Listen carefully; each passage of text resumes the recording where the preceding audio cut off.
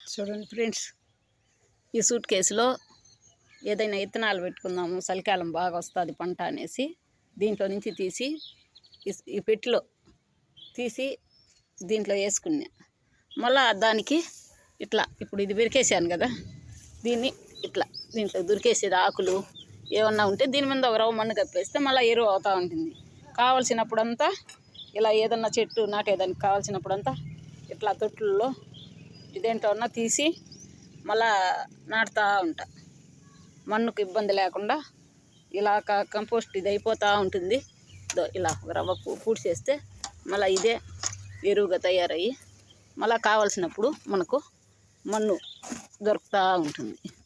ఇలా అంతే, ఇది మళ్ళీ మంటుగా తయారైపోతుంది. కావాల్సినప్పుడంతా దీంట్లో మన్ను కొంచెం తీసుకొని ఇలా వీటిలో నింపుకొని చెట్లు నాటేస్తూ ఉంటా.